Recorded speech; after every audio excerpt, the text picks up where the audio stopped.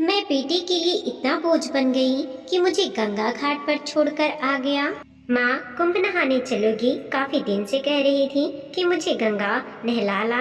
इस बार तुम्हें गंगा नहला लाता हूँ। आज का ट्रेन टिकट करवा लिया है। यह सुनकर गोमती चहक उठी। तो सच कह रहा है सरवन, मुझे यकीन नहीं हो रहा है। यकीन करो माँ, ये देखो टिकट। सरवन ने जेब से टिकट निकालकर गोमती को दिखाई और बोला, अब जाने की तैयारी कर लेना। जो जो सामान चाहिए बता देना। अगले हफ्ते आज के दिन ही चलेंगे। कौन कौन चलेगा बेटा? सभी चल रहे हैं ना? नहीं माँ, सब जाकर क्या करेंगे? कुंभ पर बहुत भीड़ रहती है, सबको संभालना मुश्किल हो जाएगा। बस हम दोनों ही चलेंगे। गोमती ने श्वेता की ओर देखा। उनके अकेले जाने से कहीं ना बहू नाराज ना हो। उन्हें लगा कि इतनी उम्र में अकेले बेटे के साथ कैसे जाएंगी, सरवन कैसे संभालेगा उन्हें। घर में तो जैसे तैसे अपना काम कर लेती हैं, बाहर कैसे उठेंगी बैठेंगी, घड़ी घड़ी सरवन का सहारा मांगेंगी। फिर कहीं सबके सामने ही सरवन झल्लाने लगा तो दुविधा में हुई उन्हें। अब क्या सोचने लगी? माँ जी, आपके बेटे कह रहे हैं तो घूम कर आइए, हम सब तो फिर कभी चले जाएंगे। इसके बाद पूरा 12 साल बाद ही कुंभ पड़ेगा। बहू, क्या सरवन मुझे संभाल पाएगा? गोमती ने अपने संशय सामने रखा तो सरवन हंस पड़ा। माँ को अब अपने बेटे पर विश्वास नहीं है। जैसे आप बचपन में मेरा ध्यान रखती थी वैसे ही रख लूंगा। कहीं भी आपका हाथ नहीं छोड़ूंगा, खूब मेला घुमाऊंगा। सरवन की बात पर गोमती प्रसन्न हो गई। उनकी चिर प्रतीक्षा अभिलाषा पूरा होने जा रही थी। कुंभ स्नान मोक्ष पाने की कामना वह कब से कर रही थी। कई बार सरवन से कह चुकी थी कि मरने से पहले एक बार कुंभ स्नान करना चाहती हैं। कुंभ पर नहीं ले जा सकते तो ऐसे ही हरिद्वार ले चल। वक्त खिसकता रहा, बात टलती रही। अब जाकर सरवन अपने आप कह रहा है तो उनका मन प्रसन्नता से नाचने लगा। उन्होंने बेटे बहू को आशीर्वाद से लाद दिया। एक रात एक दिन का सफर तय कर माँ बेटे दोनों इलाहाबाद पहुँचे। गोमती का तो सफर में बुरा हाल हो गया था। ट्रेन के धड़ धड़ के शोर और सीटी ने रात भर गोमती को सोने नहीं दिया। सरवन का हाथ थामे वह बार बार टॉयलेट जाती रही। ट्रेन खिसकने लगती तो पाँव डगमगाने लगते, गिर पड़ती, सीट तक पहुँचती। अभी सफर शुरू ही हुआ है माँ, आगे कैसे करोगी? संभालो स्वयं को। संभाल रही हूँ बेटा, पर इस बुढ़ापे में हाथ पांव बने रहते हैं, पकड़ ढीली पड़ जाती है। इसका इलाज मुझे पर नहीं है। वह बेबसी से होकर जाती। कोई बात नहीं, मैं हूँ ना, सब संभाल लूँगा। सरवण उनकी बेबसी को समझता। खैर, सोते जागते गोमती का सफर पूरा हुआ। गाड़ी इलाहाबाद स्टेशन पर रुकी तो प्लेटफॉर्म की चहल पहल और भीड़ देखकर वह हैरान रह गई। सरवर ने अपने कंधे पर बैग टांग लिया और एक हाथ से माँ का हाथ पकड़कर स्टेशन से बाहर आ गया। शहर आकर सरवर ने देखा कि आकाश में घटाएं घुमड़ रही थीं। यह सोचकर कि क्या पता कब बादल बरसने लगे, उसने थोड़ी देर स्टेशन पर ही रुकने का फैसला किया। माँ के साथ वह वेटिंग रूम में जाकर बैठ गया। थोड़ी देर बाद माँ से बोला, माँ नित्यक्रम से यहीं निपट लो, जब तक बारिश रुकती है हम आराम से यहीं रुकेंगे। पहले आप चली जाओ। और उसने इशारे से माँ को बता दिया कहाँ जाना है। थोड़ी देर में गोमती लौट आई, फिर सरवण चला गया। सरवण जब लौटा तो उसके हाथ में गर्मा गर्म चाय के 2 कुल्हड़ और एक थैली में समोसे थे। माँ बेटे ने चाय पी और समोसे खाए। थोड़ा आराम मिला तो गोमती आंखें झपकाने लगी।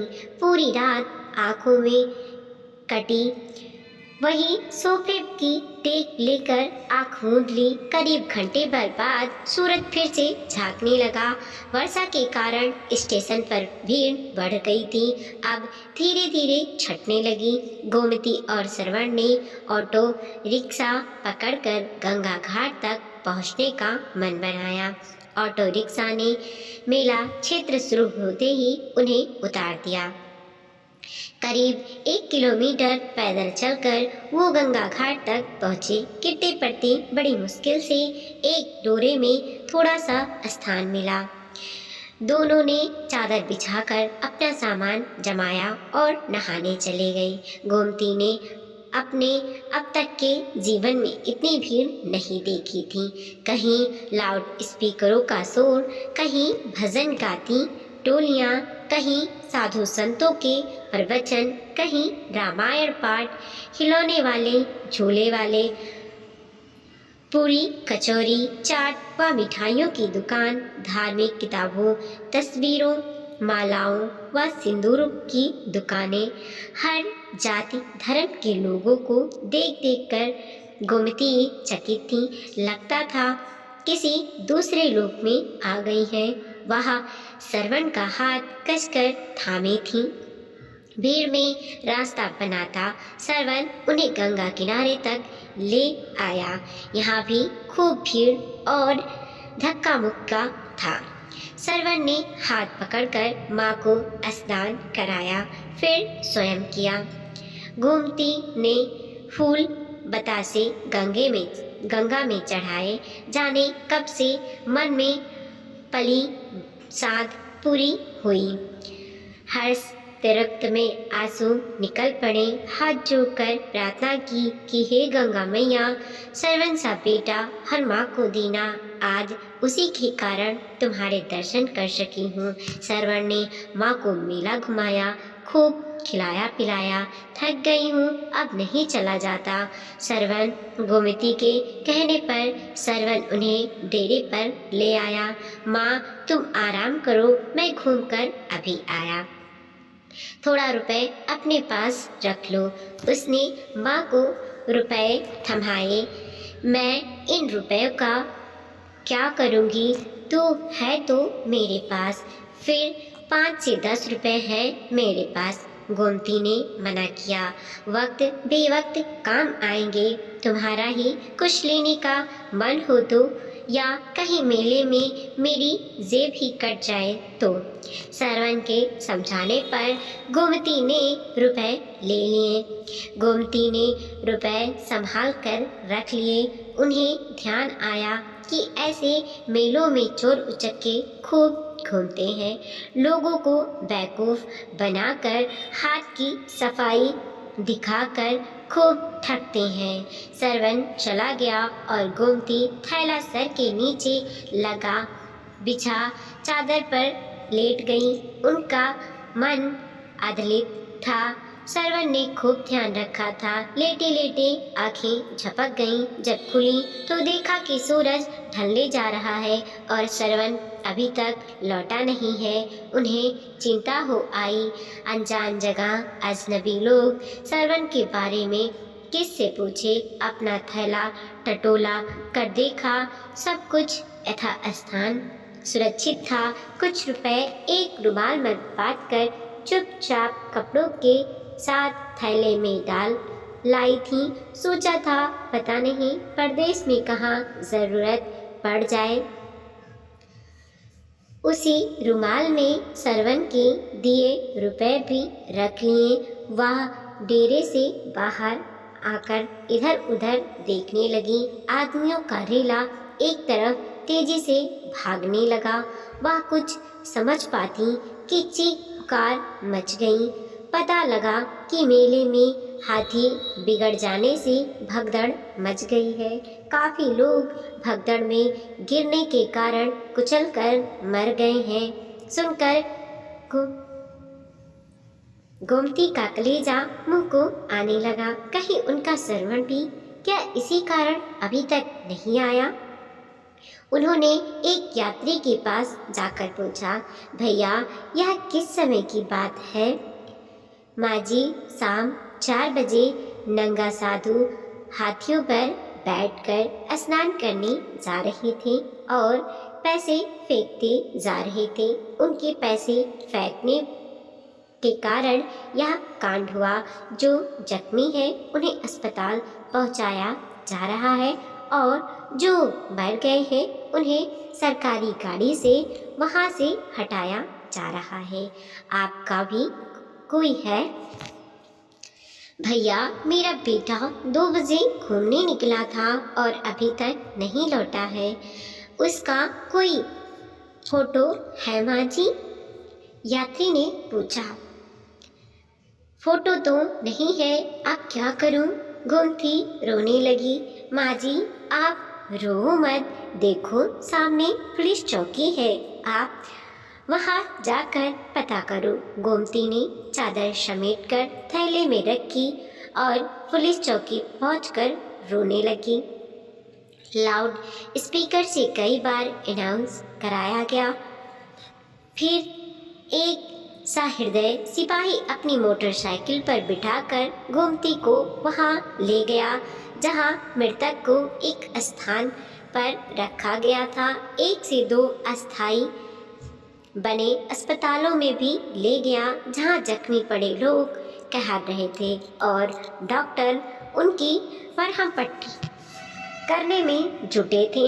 श्रवण का वहां कहीं भी पता ना था। तभी गोमती को ध्यान आया कहीं श्रवण डेरे पर तो ना लौट आया और उनका इंतजार कर रहा हो या उन्हें डेरे पर ना पाकर वह भी उन्हीं की तरह तलाश कर रहा हो। हालांकि पुलिस चौकी पर वह अपनी बेटी का हुलिया बता आई थी और लौटने तक रोक रखने को भी कह आई थी। गोमती ने आकर मालूम किया तो पता चला उन्हें पूछने कोई नहीं आया था। वह डेरे पर गई, वहाँ भी नहीं। आधी रात कभी डेरे में कभी पुलिस चौकी पर कटी। जब रात के 12 बज गए तो पुलिस वालों ने कहा, माँ जी, आप डेरे पर जाकर आराम करो, आपका बेटा यहाँ पूछने आया तो आपके पास भेज देंगे। पुत्र के व्याकुल गोमती उसे खोजते हुए डेरे पर लौट आई। चादर बिछाकर लेट गई, लेकिन नींद आंखों से कोसों दूर थी। कहाँ चला गया श्रवण इस कुंभ नगरी में? कहाँ कहाँ ढूंढेंगी? यहाँ उनका अपना है कौन? यदि श्रवण ना लौटा तो अकेली घर कैसे लौटेंगी? बहू का सामना कैसे करेंगी? खुद को कोसने लगी। व्यर्थ ही कुंभ नहाने की जिद कर बैठी। टिकट ही तो लाया था श्रवण, यदि मना कर देती तो टिकट वापस भी हो जाती। ऐसे फजीहत तो ना होती। फिर गोमती को ख्याल आया कि कोई श्रवण को बहला फुसला कर तो नहीं ले गया। वह है भी सीधा, आसानी से दूसरों की बातों में आ जाता है। किसी ने कुछ सुंघा कर बेहोश कर दिया हो तो, और सारे पैसे वह घड़ी अंगूठी छीन कर ली हो। मन में उठने वाली शंका कुशंकाओं का अंत ना था। दिन निकला, वह नहाना धोना सब भूलकर सीधे पुलिस स्टेशन चौकी पहुंच गई। एक ही दिन में पुलिस चौकी वाले उन्हें पहचान गए थे।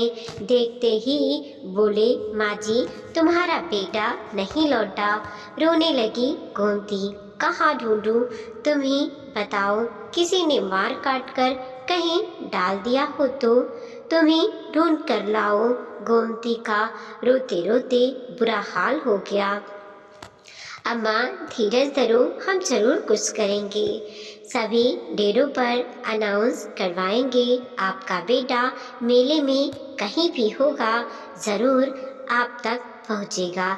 आप अपना नाम और पता लिख दो, अब जाओ, स्नान ध्यान करो। पुलिस वाले को भी गोमती से हमदर्दी हो गई थी। गोमती डेरे पर लौट आई। गिरती पड़ती गंगा भी नहा ली और मन ही मन प्रार्थना की कि हे गंगा मैया, मेरा श्रवण जहाँ कभी भी हो कुशल से हो। और वहीं घाट पर बैठकर हर अनजाने जाने वाले को गौर से देखने लगी।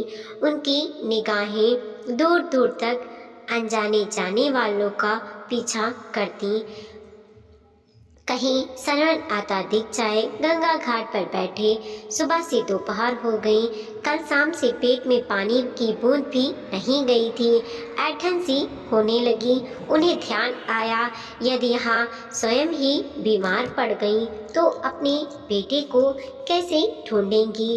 उसे ढूंढना ही तो स्वयं को ठीक रखना होगा। यहाँ कौन है जो उन्हें मनुहार कर खिलाएगा। गोमती ने आलू की सब्जी के साथ 4 पूरियां खाईं।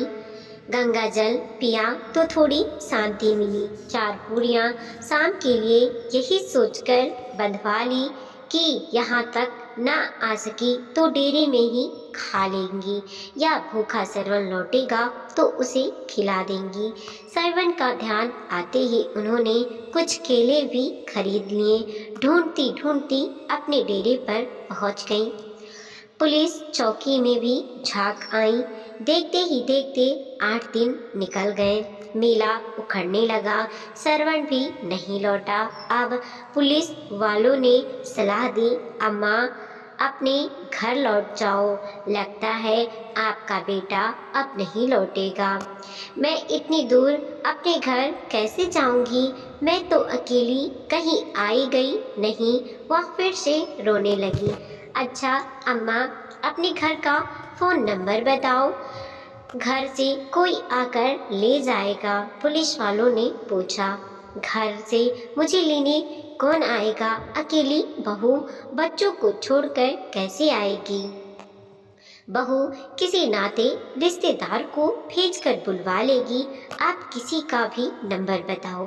गोमती ने अपने दिमाग पर लाख जोर दिया, लेकिन हड़बड़ाहट में किसी का नंबर याद नहीं आया।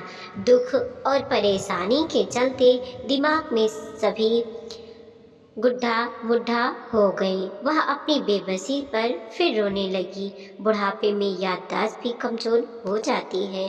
पुलिस चौकी में उन्हें रोता देख राह चलता एक यात्री ठिठका और पुलिस वालों से उनके रोने का कारण पूछने लगा।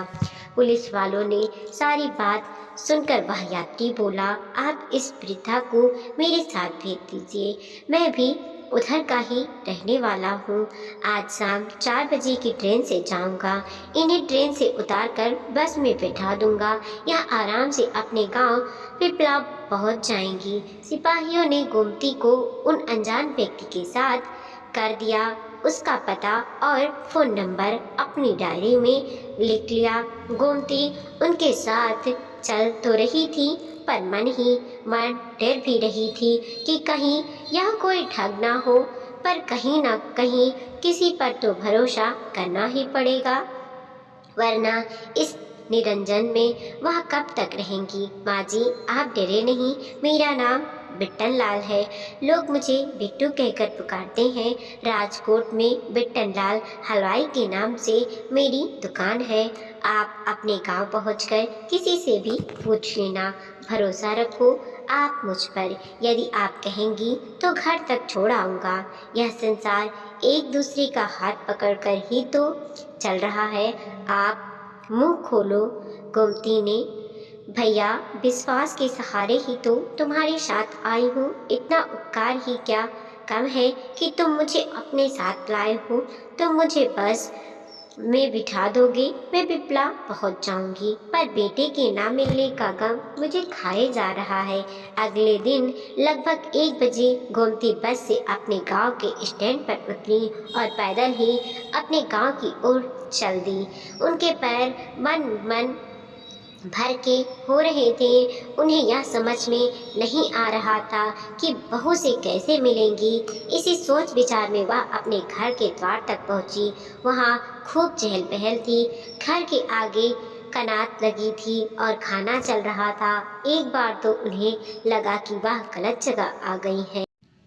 तभी पोता तन्मय की नज़र उन पर पड़ी और वह आश्चर्य और खुशी से चिल्लाया, पापा, दादी माँ लौट आई, दादी माँ जिंदा हैं। उनके चिल्लाने की आवाज़ सुनकर सब दौड़कर बाहर आए।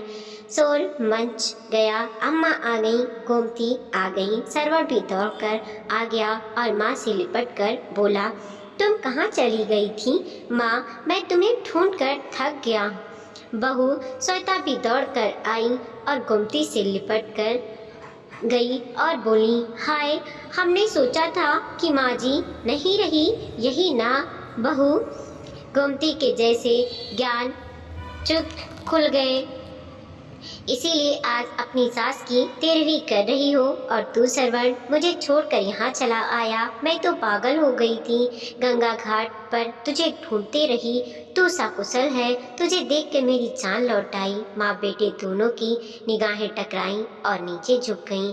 अब यह दावत माँ की लौट आने की खुशी के उपलक्ष्य में है। सब खुशी खुशी खाओ, मेरी माँ वापस आ गई हैं। खुशी से नाचने लगा सरवण, औरतों में कानाफूसी होने लगी, लेकिन फिर भी सब श्वेता और सरवण को बधाई देने लगे।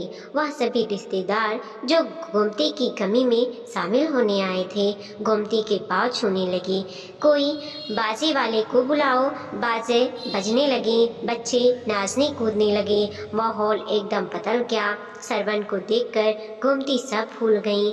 शाम होते होते सारे रिश्तेदार खा पी कर विदा हो गए। रात को थक कर सब अपने अपने कमरों में जाकर सो गए। गोमती को भी काफ़ी दिन बाद निश्चिंता से नींद आई। अचानक रात में माँ जी की आंखें खुल गईं। वह पानी पीने उठी। सरवण के कमरे की बत्ती जल रही थी और धीरे धीरे बोलने की आवाज़ आ रही थी। बातों के बीच माँ सुनकर वह सटकर कमरे के बाहर कान लगाकर सुनने लगी। श्वेता कह रही थी, तुम तो माँ को मोक्ष दिलाने गए थे, माँ तो वापस आ गई। मैं तो माँ को डेरे में छोड़कर आ गया था, मुझे क्या पता था कि माँ लौट आएंगी। माँ का हाथ गंगा में छोड़ नहीं पाया। पिछले 8 दिन से मेरी आत्मा मुझे धिक्कार रही थी। मैंने माँ को मारने या त्यागने का पाप किया था। मैं सारा दिन यही सोचता कि भूखी प्यासी मेरी माँ पता नहीं कहाँ कहाँ भटक रही होंगी। माँ ने मुझ पर विश्वास किया और मैंने माँ के साथ विश्वासघात किया। माँ को इस प्रकार गंगा घाट पर छोड़कर आने का अपराध जीवन भर दुख पहुंचाता रहेगा। अच्छा हुआ कि माँ लौट आई और मैं माँ की मृत्यु का कारण बनते बनते बच गया। बेटे की बात सुनकर गोमती के पैरों के तले जमीन कांपने लगी। सारा दृश्य उनकी आंखों के आगे संजीव हो उठा। वह इन 8 दिनों में लगभग सारा मेला क्षेत्र घूम ली। उन्होंने बेटे के नाम की जगह जगह घोषणा करवाई, पर अपने नाम की घोषणा कहीं नहीं सुनी। इतना बड़ा झूठ बोला सरवण ने मुझसे मुक्त होने के लिए ही मुझे इलाहाबाद ले गया। मैं इतनी भार बन गई हूँ कि मेरे अपने ही मुझे जीते जी मारना चाहते हैं। वह खुद को संभाल पाती कि धड़ाम से वहीं गिर पड़ी। सब झेल गई पर वह सदमा ना झेल सकी। वीडियो को लाइक कीजिए, कमेंट कीजिए और अपने दोस्तों के साथ ज़रूर शेयर कीजिए। चैनल पे नए हैं प्लीज़ सब्सक्राइब कीजिए और देखते रहिए मोटिवेशनल स्टोरी।